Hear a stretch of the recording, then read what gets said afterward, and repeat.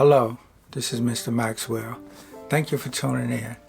I like to share my stories about women I've interacted with, some I've dated.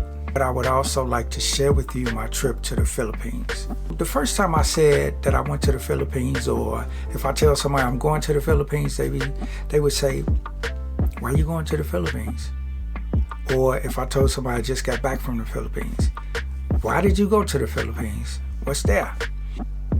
It caught me off guard the first time I was asked that question, because I've been to Jamaica, I've been to Mexico, I've been to the Bahamas, I've been on cruises, and when I get back, they would say, "Hey, hope you enjoyed yourself," or "How did you like it?" or "Did you take pictures?" And it was all good. But this time, they said, "What made you go there?" So today I'm going to attempt to answer that question. It was a variety of things that inspired me to travel to the Philippines. I looked at several places. I looked at Africa, I looked at Japan, I looked at Thailand, I looked at the Dominican Republic. When I looked at Africa, I researched online, what would I do while I'm in Africa? I didn't find too many things that interest me to go there. In the beginning, I said maybe later on in life I may end up going, but not right now. I looked at Japan. Japan seems a little expensive. I looked at the Dominican Republic. The Dominican Republic seems like it was a popular spot, so I didn't want to go there. So I looked at Thailand. Thailand and the Philippines was pretty much a toss-up because people that go to Thailand often visit the Philippines and vice versa. Now, my best guess as to why people ask me what made me go to the Philippines would probably be because it's not as a popular destination as Jamaica or Mexico. I guess it's probably like if you buy a piece of land and you put a camper on it or a travel trailer on it. People might ask, "Why are you living in a travel trailer? Why don't you just get a house built on the land? It's your land and it's more permanent." I guess the answer to that would be we all have our reasons for doing what we do. I've probably been interested in the Asian culture for quite a while. When I was a kid, I don't know, maybe 13, 14 years old, my mother had a restaurant and she had an Asian lady working for her named Noi. I think she was a Filipino, but she was such a nice lady, and that might have subconsciously inspired me to want to visit Asia. I don't know, I might be reaching. But fast forward, I'm a Chicago real estate agent, so I'm taking on as many contracts as I can, trying to close as many deals as I can. And as the time go on, the days get closer. I don't even think I slept the night before my trip.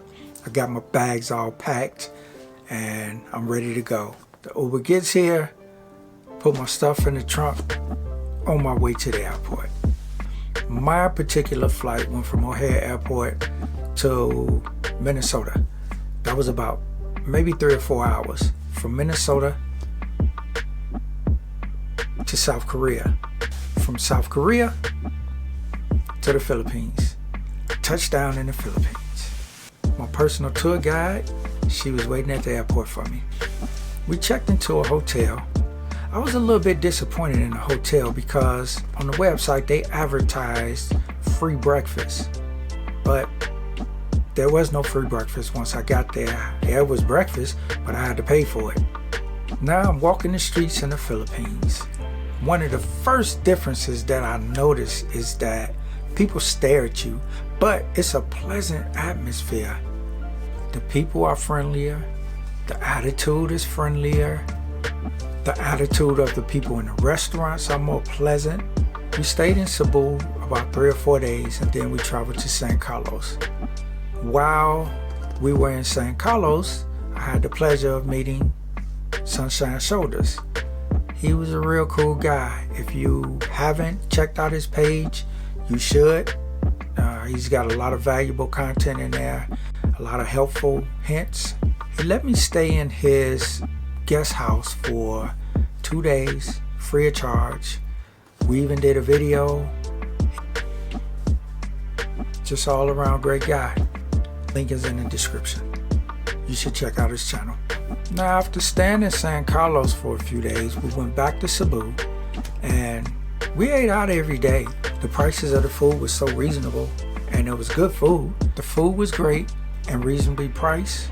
The atmosphere was great. The people were nice. The people were pleasant. Now, the women? Filipino women. First of all, I want to say I'm not here to bash Western women. I love my sisters. I honestly believe that there are some great, phenomenal women here in the Western half of the world. I can only go off my experiences.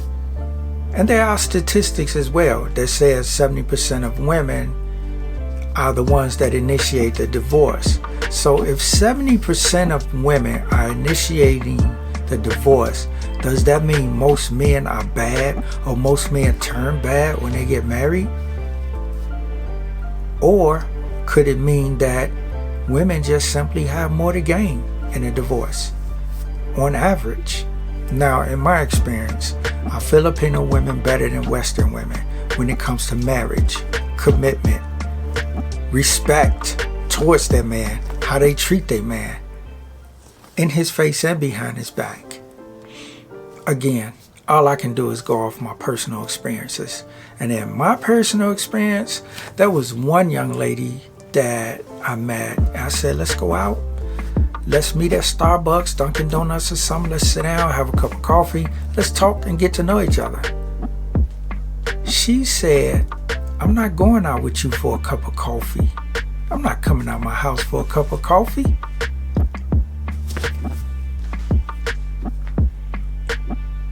I said, oh, I didn't think it was about the coffee. I thought it was about us getting to know each other. But okay. You have a great day, sister. I've dated women that like to get physical when they don't get their way. I mean, physically, want to fight. I personally don't hit women. I don't believe in putting my hands on women. I've dated women that want to yell, they scream, they cuss, they get very disrespectful. And like I said, women want to put their hands on you, but those will be the same women that'll say a man, there's no reason a man should put his hands on a woman.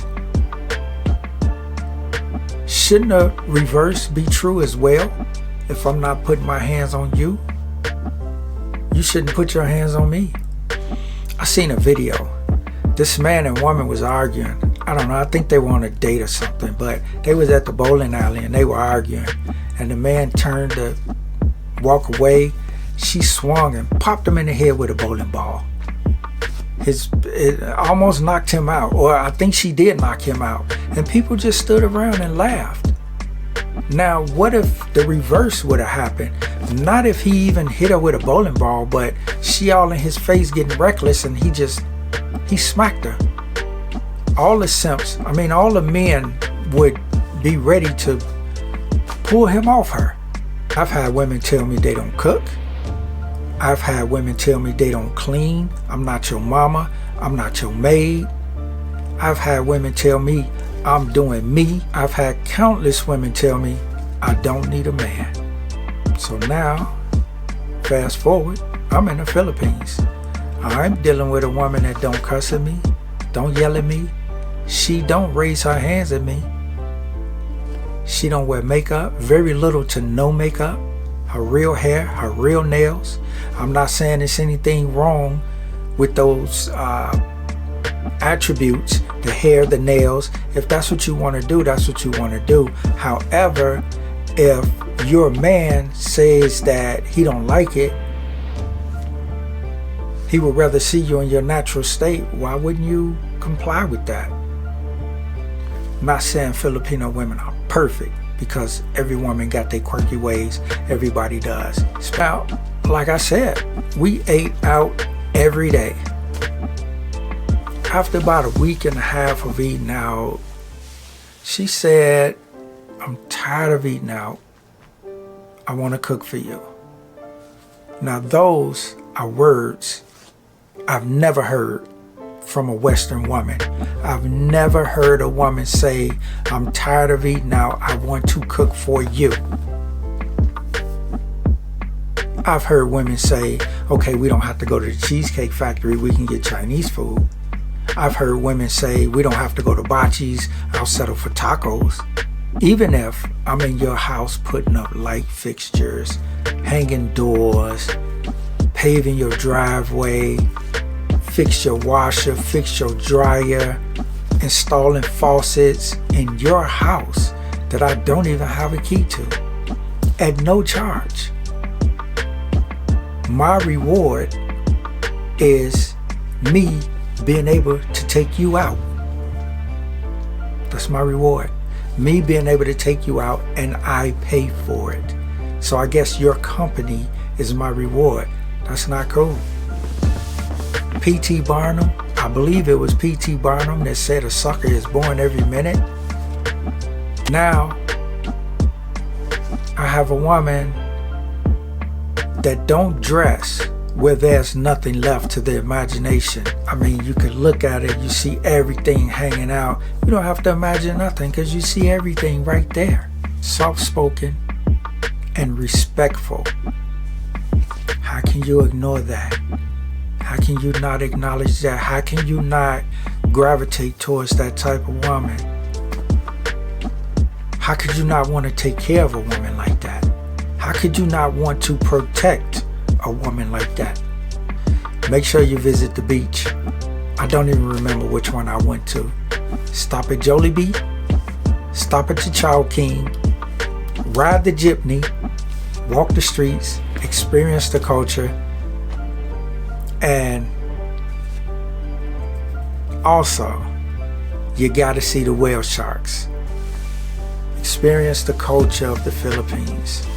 I thoroughly enjoyed myself, and I hope you do too, if you ever decide to visit.